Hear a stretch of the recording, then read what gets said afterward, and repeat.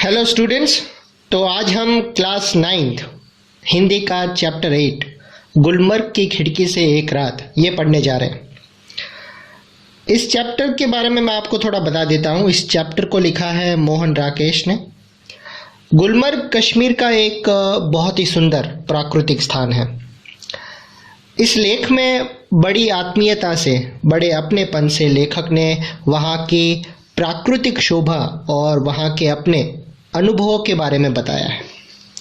गुलमर्ग की खिड़की से एक रात परिवेश से लिया गया है। इस यात्रा वृत्तांत में लेखक ने गुलमर्ग के प्राकृतिक सौंदर्य का स्वानुभूत यानी कि खुद के अनुभव का विवरण प्रस्तुत किया है। गुलमर्ग का सारा वातावरण इनको अपने में समाया सा लगता है। गुलमर्ग की एक रात का अकल्पनीय सौंदर्य इनसे भुलाया ही नहीं जाता। तो चलिए शुरू करते हैं। कुछ जगह होती है जिन्हें आंख एक बार देखती है तो चौंक उठती है, फिर धीरे धीरे परिचित होकर उदासीन हो जाती है। लेकिन गुलमर्ग ऐसी जगह नहीं है। मैं जब पहली बार गुलमर्ग गया तो वहाँ मुझे कुछ भी असाधारण नहीं लगा। ऐसा कुछ नहीं था जो मुझे चौंका दे या मैं सरप्राइज हो जाऊं। एक खुला सपाट मैदान, देवदारों के घने झुरमुट यानी कि पेड़ पौधे के समूह, ग्रुप, और बस। तब मैं घंटे भर में सारा गुलमर्ग देख आया था। मगर बाद में महीनों वहां रहने पर एहसास हुआ कि पहली बार तो क्या, बाद में भी कभी इस स्थान को पूरा नहीं देख पाया। उसे पूरा कभी देखा ही नहीं जा सकता। शायद यही कारण है कि गुलमर्ग में रहकर वहाँ के साथ व्यक्ति की आत्मीयता यानी कि अपनापन धीरे धीरे इतनी गहरी हो जाती है कि वह अपने को भी उस सपाट मैदान का ही एक हिस्से के रूप में देखने लगता है। कांपती तितलियों, उड़ते बादलों और बर्फ से चमकती पहाड़ियों की तरह। दूसरी ओर वह पूरा विस्तार जिसमें वह स्वयं भी रहता है, उसे अपने में समाया सा लगता है।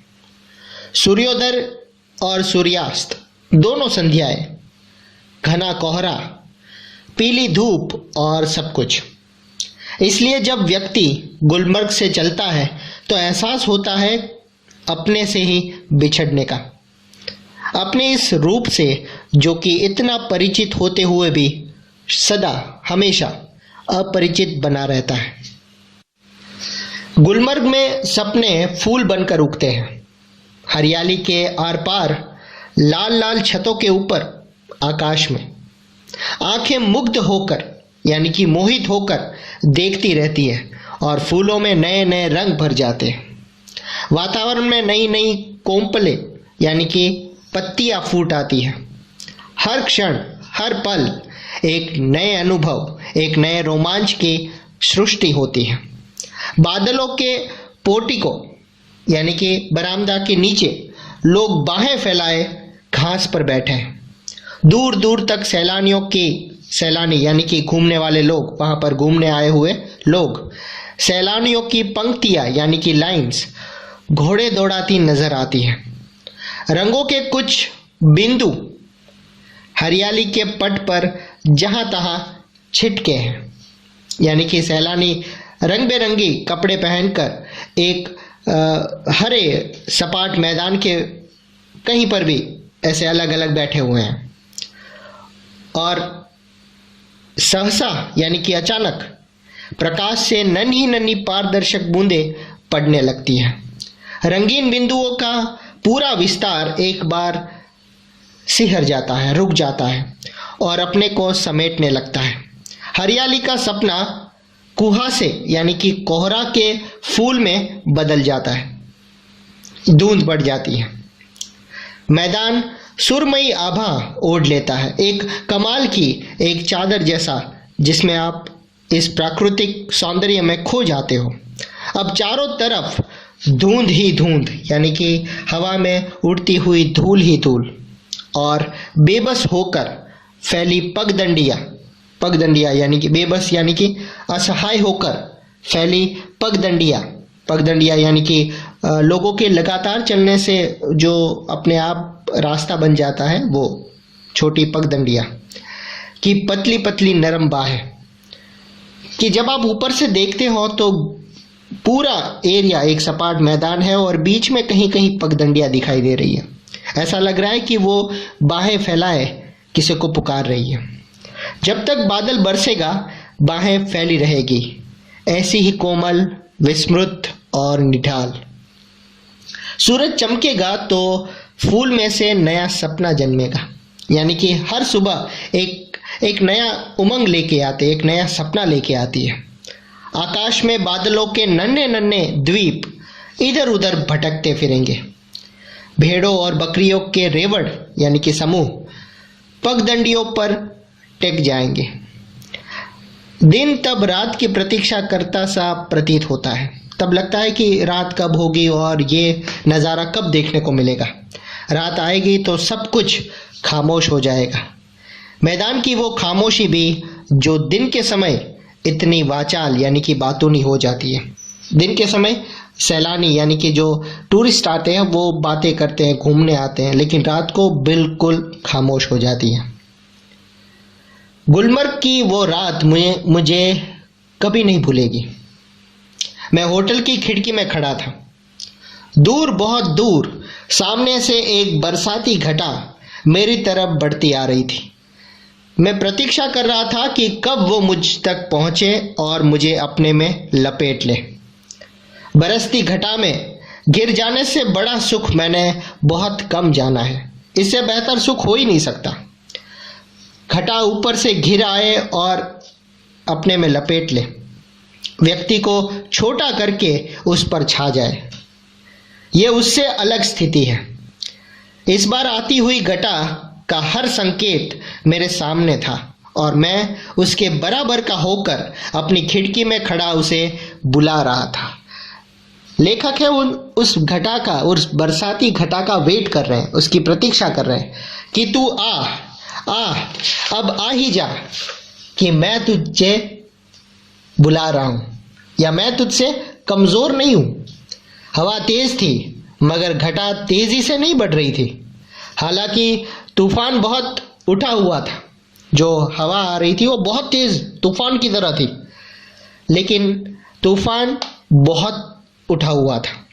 बार बार जोर की गरज होती थी जिससे धरती और आकाश की सिराएं कांप जाती थी। उनकी जो बॉर्डर थी जहां पर धरती और आकाश मिलते थे वो कांप उठती थी। बार बार सामने के चित्रपट पर बिजली कौंधती थी और प्रकाश का वो भयानक विस्फोट हर चीज को नंगा कर जाता था। यानी कि अंधेरे में जब बिजली चमकती थी तो हर एक चीज बिल्कुल साफ दिखाई देने लगती थी, यानी कि हर चीज को वो नंगा कर जाता था। क्या है, वो साफ दिखाई देता था। मैं खुश था कि थोड़ी देर में ये बूंदें मेरे ऊपर बरसेगी, बिजलियों का ये कहर मेरे ऊपर टूटेगा। मैं बाहें फैलाकर सामने से उसे अपनी ओर लेने के लिए तैयार था, मगर अचानक हवा रुक गई। बढ़ता हुआ तूफान जहां का तहां ठिठक गया, यानी कि रुक गया, और दूर ही पर कटे पक्षी की तरह दम तोड़ने लगा। बस थोड़ी ही दूर पर एक पक्षी की तरह, जैसे एक पक्षी कट गया हो और जैसे दम तोड़ने लगा हो, उस तरह से वो मरने लगा।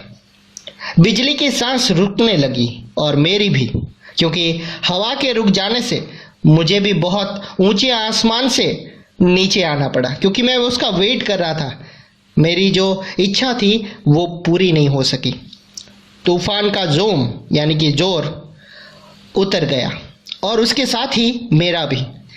मैं उसके बराबर का कभी नहीं हो सका, क्योंकि वो मेरे ऊपर आने ही वाली थी, लेकिन वो मुझ तक पहुंची ही नहीं।